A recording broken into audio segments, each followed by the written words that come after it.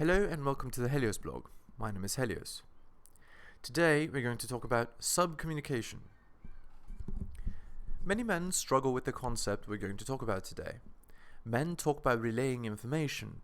Masculine communication is very direct and overt. Feminine communication is not this way. Off we go. Enjoying my content?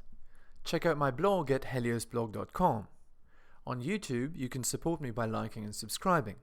I'm also on Spotify if you'd prefer a podcast. If you're interested in my books, The Strategist Guide to Seduction and Quotes to Live By, they're available on Amazon. In addition, you can follow me on Patreon at theheliosblog for exclusive content. On with the show. How women communicate versus men. Women communicate covertly. They disguise the meaning behind what they're trying to say. Women often maintain a veil of plausible deniability in anything they say. They allow themselves a strategic exit in conversation. Often, women will not communicate with words, but with the implication behind the words. This is in contrast to men who speak overtly. They'll very often say what they mean and mean what they say. Men are less likely to actively try and deceive through the way they speak. Women communicate in power talk. Men communicate in straight talk. Betas are basically those men that fall into the trap of believing that words women say are direct and overt rather than the implied meaning of behind what they say. Betas listen to the overt meaning and fail to comprehend the covert meaning underneath. Insidious, I know. How most men think women communicate. Most men, betas, think women communicate overtly as they do. They are wrong.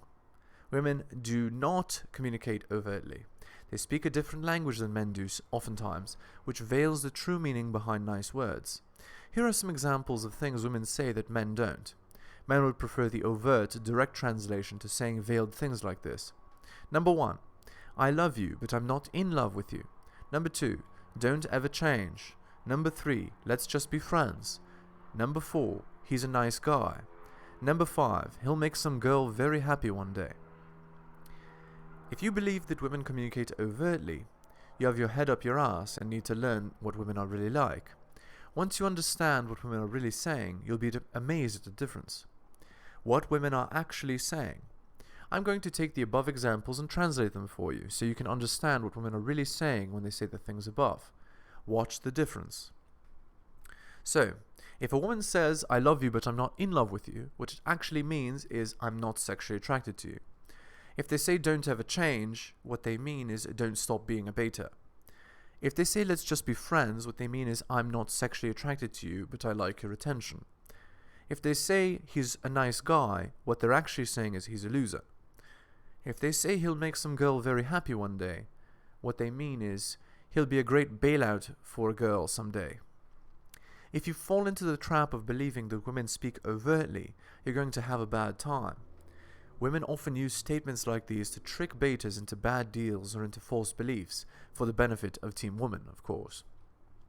The medium is the message. Often, when communicating with women, the medium is the message. If she is showing you good behavior, it does not matter what she says. Here are some examples of good behavior. Number 1, responding to text instantly. Number 2, sex every time you meet. Number 3, being relaxed around you. Number 4, asking you to meet up. Number 5, cooking for you. Number 6, cleaning for you. Number 7, triple or quadruple texts. Number 8, shit tests at the beginning of the relationship. If women do these things, regardless of what she's saying, she's extremely attracted to you. By contrast, if she does the following bad behaviors, she's not into you, no matter what she says. Some examples of bad behavior. Number 1, never replies to text. Number 2, denies sex. Number 3, constantly reminds you that you're friends or how good of a friend you are. Number 4, constantly talks about other men and how much she enjoyed them or how much she hated them. Number 5, is disrespectful to you or makes fun of you in a rude way, not a shit test, a direct insult. Women are always on Team Woman. If you ever ask a woman for advice, she'll understand what you're subcommunicating, that you're a man who's clueless with women. She will then give you advice that favors Team Woman, the matriarchy. All advice given by women related to relationships is advice that if you follow will lead to woman eventually winning the relationship. Thus, I recommend that you never ask and never listen to advice from women about relationships. They are wrong. Even if women hate each other in public, they'll subcommunicate to each other about the fact that they're on the side of the sisterhood. Two women who hate each other would thus advise a man in the same way, even if they're in the same room as each other, both speaking to the man. Why advice from women about relationships should not be taken? As I've said before, relationship advice should not be taken from women because it always favors women.